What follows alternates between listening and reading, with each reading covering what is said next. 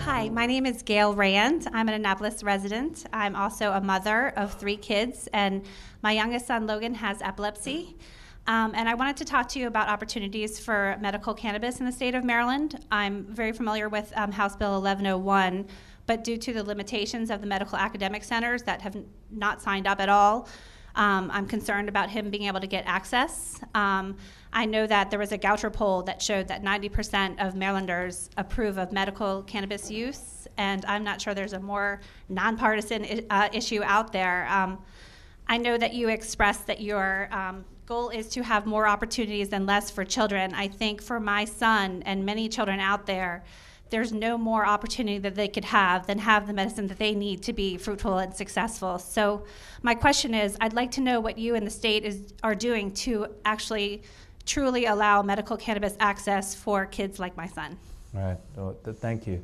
Well, this issue will no doubt be discussed once again in this General Assembly session. I think it was it 2 years ago that the medical marijuana bill was signed? 3? Last year. Just last year? Last year. Wow, these are like, it's a vortex I'm in for one more year that distorts time. So we signed that bill last year. I spoke to one of the members of the commission. I know they'll be coming out with more recommendations. So we're going to have this conversation. I am not, well, let's say it in a positive way. I think all of us have heard enough, have heard many stories, like the story you kindly shared with us about your son and his epilepsy. There's a mix of science as to how proven this particular drug is, but certainly anecdotally, we all know people who have been suffering from whether it's pancreatic cancer or any sort of cancer and the treatments from that and the nausea that it creates, who claim to have had their suffering alleviated, their symptoms alleviated. And so our hope is if there's something that's made this too cumbersome to move it forward in the context of medical marijuana, that we can fix that this legislative session. And so that's where I am on it, and I look forward to working with you in the General Assembly on this issue, because I do think that the bill that was passed represented a consensus that we needed to find a way to move forward on medical marijuana in a responsible way that doesn't promote recreational use and, the gateway. So, do you, what's your stand on the decriminalization and or legalization of marijuana, which will be debated in the House and Senate this year? Yeah, I'm not much in favor of it. Why? Because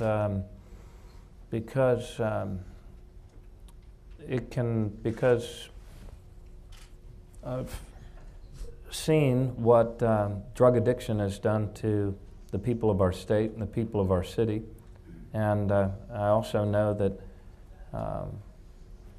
that this drug and its use and its abuse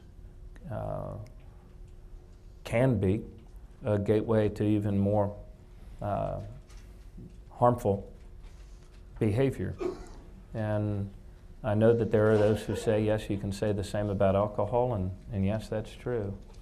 But I don't think that the answer is to promote greater access and greater recreational abuse of drugs, whether it's this particular drug or any other drug.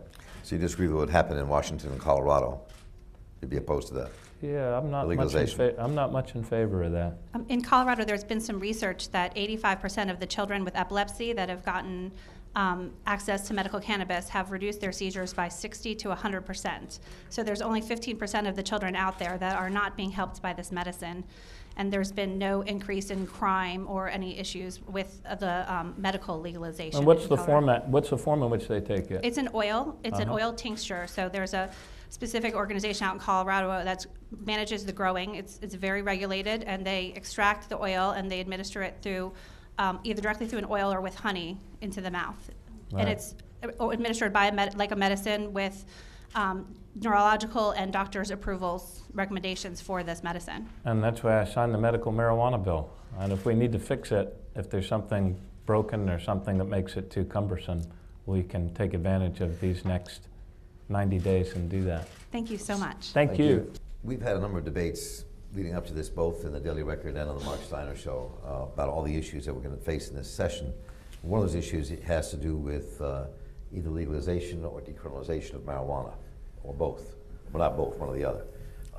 And the medical marijuana issue being a separate issue. So where do you two stand on this idea of the legalization of marijuana? I think Jamie Raskin and others, a senator in your body, is going to be raising in this session. Well, there's a lady in your audience, graduate of UVA, whose son suffers from epilepsy. She spoke with us later. Yes, and you know, the physicians have said that the use of this cannabis alleviates her son's problem. So I support medical marijuana and being implemented. We passed a bill in the Senate to decriminalize it, and it died in the House. And then we passed a bill for medical marijuana, and then it was amended to the point where it can only be dispensed by certain medical dispensaries, and quite frankly hasn't been implemented as of this date. So I think we'll be looking to start off, at least in the Senate, with trying to go back to where we were last year, decriminalization for small amounts for the young people, and medical marijuanas. In terms of the legalization of marijuana, it's a long way away in Maryland. It's not going to happen anytime soon. But I think the majority of states are going to move in that direction eventually. Yeah, look, I think that we worked hard to pass a medical marijuana bill last year that would come from our medical institutions. My understanding from talking to the same young lady that the practical implication is that none of the medical institutions have taken it up. I think you have to make sure that your leading universities, research university like the University of Maryland, has to engage in this to take care of people that really have a medical need that's been proven by science to deal with this. So I'm certainly open for the use as for medicinal purposes and the medical use. I think in the area of decriminalization, I think there's too many kids that are in jails and in prison because of the use of marijuana.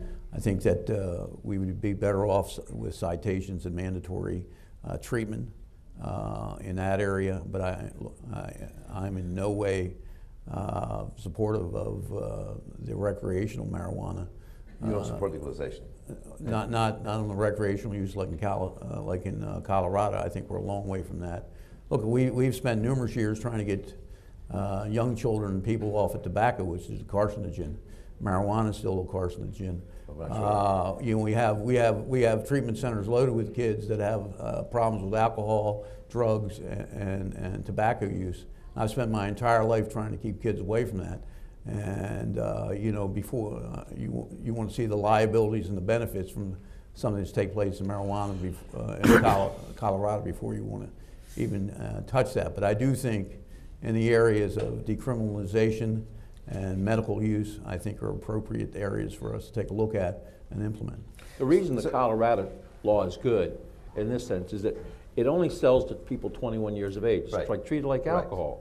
Right. And for younger people, it's treated like alcohol. So you have a younger person with a little small amount of mark, they're given a civil citation. And I think that's eventually where the country is going to be. But it's going to take a while to bring a body of public opinion into that regard. A lot of our public, I think, is pro legalization when you look at most of the polls. Yeah. And the other part, 53%. 53% last poll I saw. And A, and B, I just respond to that, and also, I mean, in the state of Maryland, one of the big legal problems is that even in counties where, like Cecil County or Garrett County, where where African Americans are in a real minority, they make up the majority of the marijuana arrests in their counties, as they do in the state of Maryland, though percentage-wise, equal numbers and more, actually, in terms of the actual population of white kids smoke marijuana who aren't in jail for smoking. And there's this real disparity here about who gets the law enforced upon them in the state of Maryland. So those two things both. There's a huge disparity. I mean, there's disparity in the fact that there's more liquor stores in African American communities than there are in white communities. I mean, you know, what's to stop when you legalize this that it's not going to be sold more prevalently in minority communities than it is in predominantly white communities? Because you can limit the number. You can limit the place. If it was legal, you can limit the places that can sell it. You can set that. Well, right? Who's going to grow it? I mean, a lot of people, I'm sure, will grow it. Yeah, and that's part of the issue. That's part of the issue you already have in Colorado. You have this underground activity out there now where you can grow 6 plants and they can now sell it. Now, you know, your grandmother, your mother, everybody in your family grows 6 plants. What are you going to do with all that? Give it to the family. I mean, who's going to regulate? Who's going to regulate all that? Mike? The other Mike. Yeah, again, it's going to take the body opinion to get much stronger, and it's eventually going to happen.